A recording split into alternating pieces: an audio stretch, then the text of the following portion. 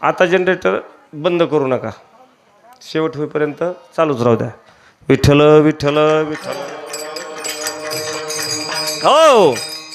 आणि मग त्या धर्माला राजा धृतराष्ट्र सांगायला लागला, अरे बाबा हिथं ते इस्रायलासाठी आम्ही हिथं आलंय तू आम्हाला, आणि आम्ही जेवायला बसलो घास उचलतो तोपर्यंत भीमदादा इथं येऊन बसतो, आणि प्रत्येक माझा मुलगा कसा कसा मारला त्याची पूर्ण आख्याने इथं सुरू करतो म्हणले. कसं जेवण जाईल रे आम्हाला म्हणले. हां. मग भीमाला बोलून घेतलं, म्हणले अजिबात नाही, त्या भीमाला मी समजून सांगतो म्हणले. मग भीमाला समजून सांगितलं, घेतलं भीमाला बोलून. भीमाला सांगितलं, भीमा अरे त्यांना आता कुणी नाही आहे, पुत्रवियोगामुळं ते विचारामध्ये अशा पद्धतीनं गुरफटत जात आहेत की त्यांच्या तो तब्येतीवर परिणाम झाला आहे. अरे बाप काय आणि चुलता काय वेगळा असतो का रे, आणि म्हणून त्यांना मी इथं आणलंय. आणि तू जेवायला बसलं त्यांच्या मुलांचं कसे मारले ते जर हकीकत सांगत असेल तर हे त्यांना सुख मिळेल का रे. राहिलेल्या एवढ्या दिवसामध्ये किमान त्यांना थोडंफार सुख मिळावं म्हणून मी त्यांना इथं आणलंय, आणि तू जेवायला बसले की तू त्यांना कशी कशी मुलं मारली हे सांगतो, ह्यांना कसं सुख मिळेल रे. तू अजिबात जेवताना त्यांना सांगायचं नाही म्हणे. जेवताना तू आता त्यांना अजिबात हे कुठलीही गोष्ट त्यांच्या पुढे करायची नाही, कारण ते जर एक केलं तर ते अर्ध्यावर आलेत म्हणले त्यांच्या तब्येती, हे सुखानं जगणार नाही, ते त्यांना शेवटच्या काळात तरी सुख मिळावं ही माझी अपेक्षा. भीम म्हणला ठीक आहे, नाही सांगणार म्हणला, नाही सांगणार म्हणला. दुसऱ्या दिवशी सकाळी जेवणाचं ताट आलं, धृतराष्ट्र पुढे एक, गांधारी पुढे एक, दोन्ही जेवले. आणि जेवण होऊन हात धुतला की भीम आला आणि ताटं उचलायला. ताटं बाजूला सरकवली आणि केलं सुरुवात. तो कसा मारला, कसा ही केला, कशी छाती फाडली, कशी गदा मांडीवर मारली. आता सांगा ना तुम्ही, आता सांगितलं काय होतं, जेवताना ह्यांना काही बोलायचं. मग आता हे फक्त ह्यांनी काय केलं, बदल केला, जेवण झाल्यावर सुरू केलं. जेवताना नाही काय म्हणला, पण जेवण झाल्यावर. आणि मग ह्यांना ह्या गोष्टी सांगताना त्यांना कुठल्याही पद्धतीचं सुख त्या गांधारीला आणि ह्यांना मिळाला. धर्म पुन्हा एक दिवशी आला, पुन्हा ह्यांची तब्येत आणखी लहान लहान लहान होत चालली. अगदी चेहऱ्यावरचं ते जे होतं तेही राहिलं नाही. धर्म म्हणला काय भानगडे. ते म्हणले अरे तू सांगितलं की ह्यांना जेवताना काही म्हणत नको जाऊ, असं म्हणू नये जेवताना. ते आता जेवताना नाही म्हणले, हात धुतला की सुरू करतो म्हणले. सांग ना कुठल्या बापाला, कुठल्या आईला की मुलाचं जे काही गतप्राण झाले ते कसे झाले ह्याची जर आख्यायिका सांगत बसले तर कुणाला सुख लागल रे बाबा. शेवटी काही दिवस असे गेल्यानंतर ह्या दोघांनी असंही केलं की जीवनामध्ये काहीच सुख नाही, इथं हे भीमाचं तरी कव्हर ऐकायचं म्हणले. म्हणजे नाराज झाले, नैराश्य आलं जीवनामध्ये. आणि मग गांधारीला सांगितलं हे बघ आता हिथंही राहण्यात काय अर्थ नाही, मग काय करू म्हटले, आपण आता सरळ आपण इथून निघून जाऊ वनांतराला. किमान हे तरी ऐकायला मिळणार नाही ना, हे झालेलं आहे ते ऐकायला तरी मिळणार नाही. एक दिवशी ह्या पांडवांचा डोळा चुकून हे दोन्ही पण गांधारी आणि धृतराष्ट्र तिथून बाहेर पडले. आणि बाहेर पडल्यानंतर एका वनामध्ये ते गेले. आता वनामध्ये गेल्यानंतर दोन्ही आंधळे नाव, दोन्ही आंधळे. दुर्दैवानं त्या वनाला आग लागलेली होती. आग लागलेली असताना आता त्या वनाला आग लागलेली आहे, त्या जे काही वनवा पेटलेला आहे तो जवळजवळ येतोय. आणि तो वनवा जवळजवळ येत असताना अगदी जवळ आल्यानंतर मात्र तो धूर जो आहे त्याचा श्वासामध्ये धूर यायला लागला, त्याचा त्रास व्हायला लागला, त्यांना खोकला यायला लागला, सगळ्या गोष्टी. पण दोन्ही अंध पळतील कुठं, जायचं कुठं. अक्षरशः तो वनवा जवळ आला आणि त्या गांधारी आणि धृतराष्ट्राला काय करावं लागलं, त्या वनव्या पेटलेल्या वनव्यामध्ये होरपळून स्वतःला मरावं लागलं. ही कुणाची अवस्था आहे, 100 पुत्र असणाऱ्यांची. म्हणून की इथं धनाचाही उपयोग नाही आणि 100 पुत्र असले तरी ह्यांना भाग्यवान म्हणायचं का. म्हणजे 100 पुत्र असले तरी सुद्धा भाग्यवान नाही. कारण महाराजांचं प्रमाण आहे की भाग्य तरी नोव्हे धन पुत्र धारा निकटवास बरा संतापाई.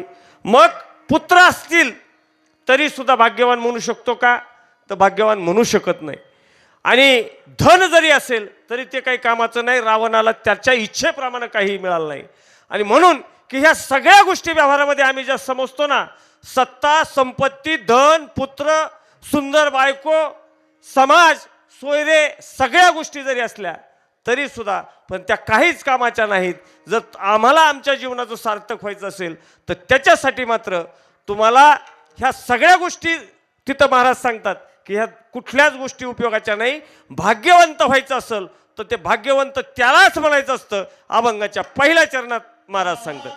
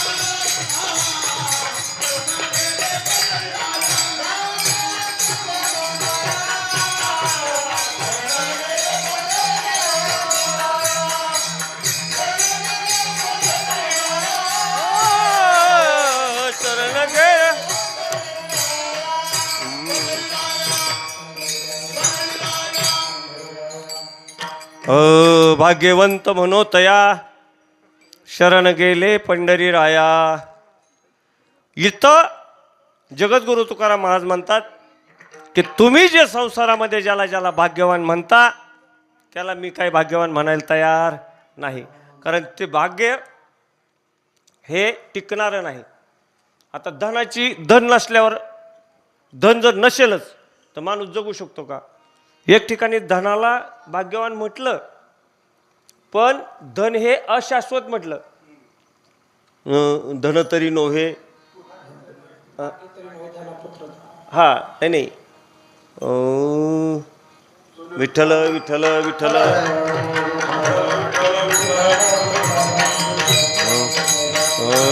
विठ्ठल विठ्ठल.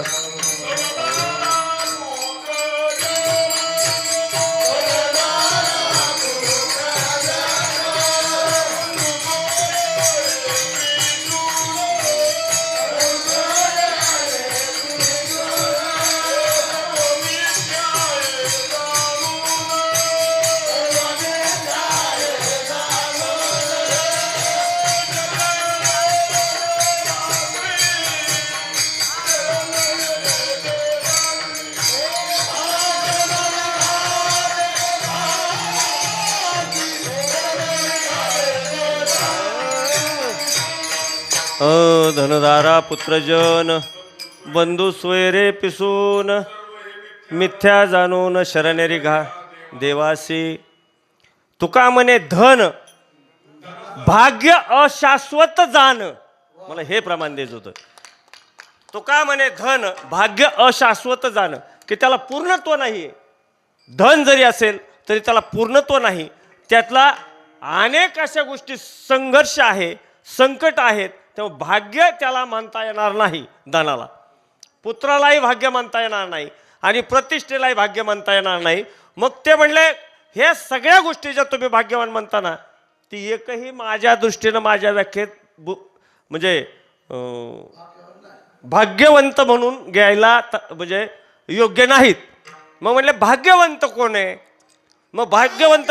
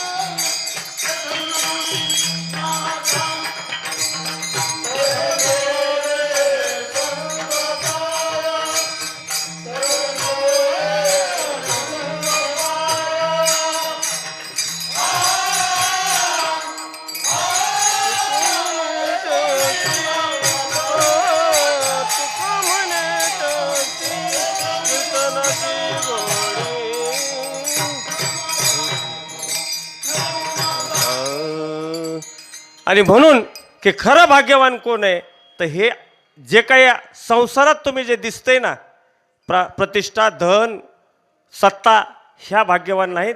तुकाराम महाराज म्हणतात की जे देवाजवळ जाण्यासाठी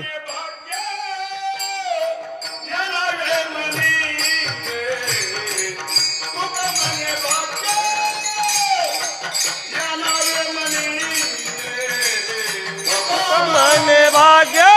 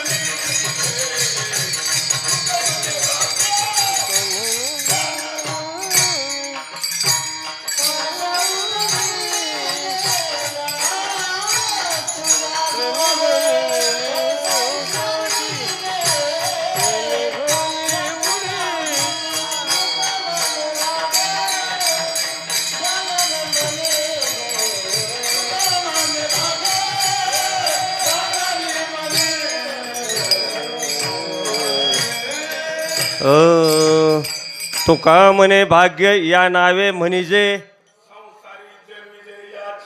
हा संसारी जन्मी जे याच लागी. याच लागी म्हणजे कशा लागी? हे सगळं संसारिक जे जे आहे ते बाकीचं सोडून इथं येण्यासाठी खऱ्या अर्थानं याच लागी म्हणजे इथं येण्यासाठी. ह्या धर्म मंडपात जे आले ते खरे भाग्यवान आहेत. कारण ज्याला देवाकडे जाण्याची इच्छा होते तो खरा भाग्यवान आहे. आणि मग इथं आल्यानंतर भाग्यवान तुम्ही म्हणाल कसं भाग्यवान? कारण का तर ज्या देवाच्या जवळ जाण्याचा आम्ही प्रयत्न करतो तो देव इकडं तिकडं नाही मिळत तुम्हाला. त्याला खरी गोडी कुठली आहे? तुका म्हणे त्याचे कीर्तनाची जोडी. तुका म्हणे त्याची कीर्तनाची गोडी.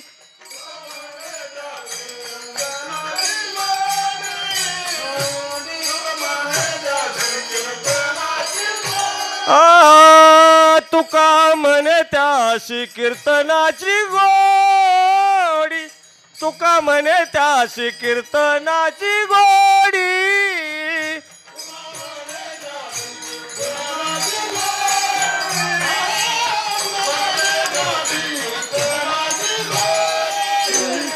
प्रेम घाली उडी नामासाठी, प्रेम घाली उडी नामासाठी, तुका म्हणे त्याशी कीर्तनाची गोडी, तुका म्हणे त्याशी कीर्तनाची गोडी.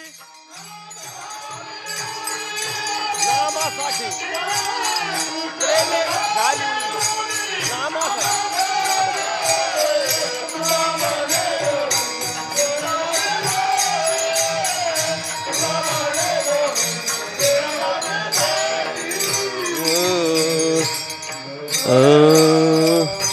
तुका म्हणे त्याशी कीर्तनाची गोडी, प्रेमे घाली उडी नामासाठी. आणि मग हे जे नामसंकीर्तन जे आहे त्याची खऱ्या अर्थानं त्या देवाला गोडी आहे. आणि मग तुम्ही जर अशा पद्धतीनं आम्ही खऱ्या अर्थानं भाग्यवान का, तर त्या कीर्तनामध्ये आम्ही आहेत. आणि इथं ज्या कीर्तनामध्ये नामस्मरण चाललेलं आहे त्याची त्याला गोडी असल्यामुळे तो स्वतःहून तुमच्याकडे येतो. खरे भाग्यवान तुम्ही आम्ही. बरं, आता जीव भाग्यवान आहे हे आम्ही म्हणू, पण ह्याची अपेक्षा कोण करतात? स्वर्गीचे.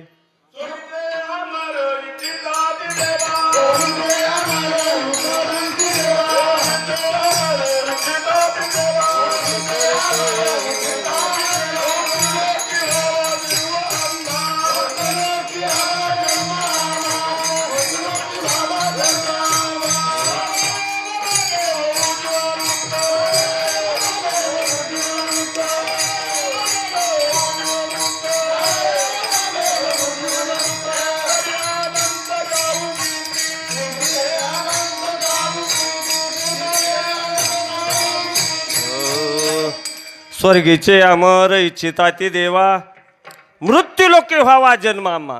कारण का, तर हे आम्हाला जे भाग्य मिळतंय ते वरती सुद्धा नाही, स्वर्गात सुद्धा नाही. आणि म्हणून खऱ्या अर्थानं आम्ही भाग्यवान आहेत जे ह्या धर्ममंडपात बसले, ते खरे भाग्यवान आहेत. तुकाराम महाराज ह्या धर्ममंडपाच्या बाहेर असणारे एकाला एक, त्याचं किती धन असू द्या, किती पुत्र असू द्या, किती प्रतिष्ठा असू द्या, त्याला ते भाग्यवान म्हणायला तयार नाहीत. कारण का, तर इथं जे काही बसले ते खऱ्या अर्थानं भाग्यवान. कारण का, तर तुम्हाला देवाकडे जाण्याची गरज नाही, त्यालाच ह्या गोष्टीची गोडी आहे. तेव्हा तो इथं येतो. आणि ह्याची अपेक्षा आत्ता सांगितले काय, स्वर्गीचे अमर इच्छिता ती देवा. किंवा दुसरं एक प्रमाणे आस धरी ती आस धरी ते ब्रह्मादिक, आस धरी ते ब्रह्मादिक, देखोनी वाळवंटीचे सुख, देखोनी वाळवंटीचे सुख. धन्य धन्य मृत्यू लोक म्हणते भाग्याचा कैसा, धन्य धन्य मृत्यू लोक म्हणते भाग्याचा कैसा.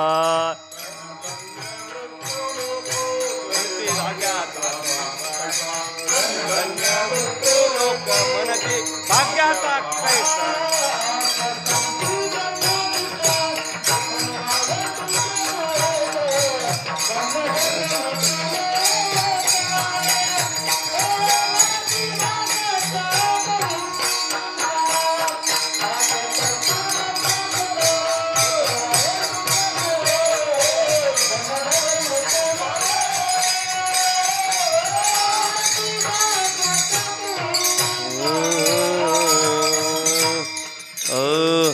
आस करीते ब्रह्मादिक, देखोनी वाळवंटीचे सुख, धन्य धन्य मृत्यू लोक म्हणती भाग्याचा कैसा.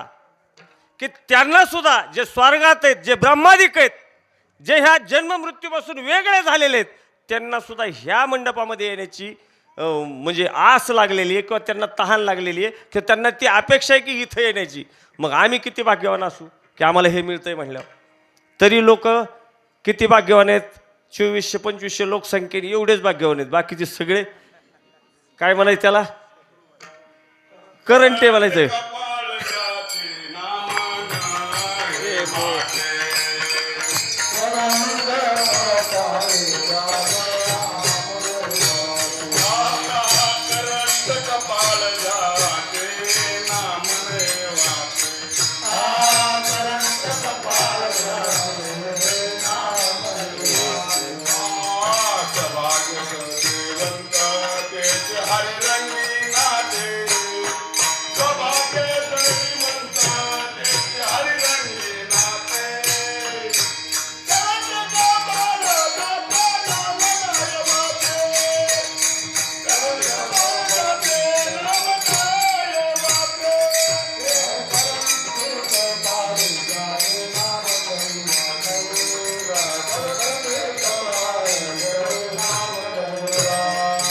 म्हणजे इथं आलेले खऱ्या अर्थानं भाग्यवान आहेत. कारण का तर त्या ईश्वराला ज्याची आपल्याला खऱ्या अर्थानं जवळीक झाली पाहिजे, नव्हे नव्हे ममय वंशो जीवलोके जीवभूता सनातन हा माऊली ज्ञानेश्वर ज्ञानेश्वरीतून सांगतात की मी आणि तुम्ही हे वेगळे नाहीत. जगतामध्ये असणारा प्रत्येक जीव हा माझा अंश आहे, त्यामुळे वेगळे नाहीत. पण हा अभेद्यपणा कधी संपेल? तुम्ही ते जवळ याल त्यावेळेला ना. आणि मग तो येतो कुठं? तर त्याला ह्या नामसंकीर्तनाची गोडी आहे. तो येतो इथं. मग इथं आल्यानंतर खऱ्या अर्थानं आमच्यातला भेद दूर होणार आहे. आणि मग आमच्यातला भेद दूर झाला म्हणजे आम्ही देव झालो. आम्हाला वेगळं अपेक्षा करण्याची अवघी चिंता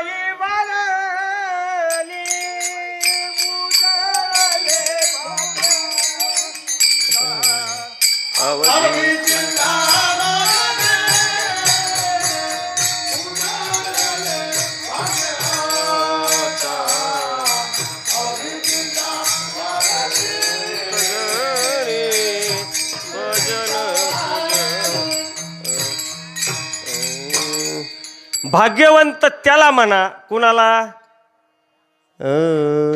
भाग्यवंता घरी भजन पूजन. भाग्यवंता घरी भजन पूजन.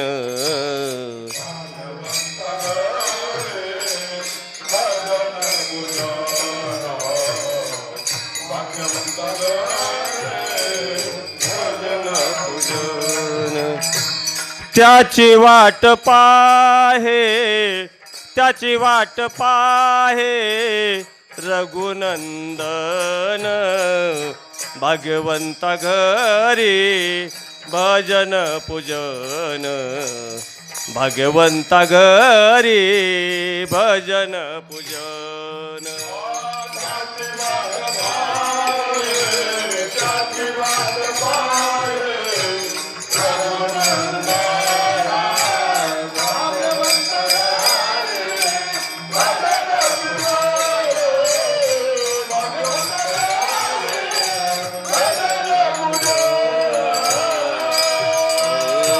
मग आम्हाला इथं भाग्यवंत कुणाला म्हणतात? तर ज्याच्याकडं भजन पूजन ज्याच्याकडं चाललेलं आहे त्याला खऱ्या अर्थानं भाग्यवान म्हणायचं. हे नामसंकीर्तन चाललेलं आहे, हजर असणारे सगळे भाग्यवान म्हणायचं. किंवा नाम गाऊ नाम घेऊ नाम विठोबाला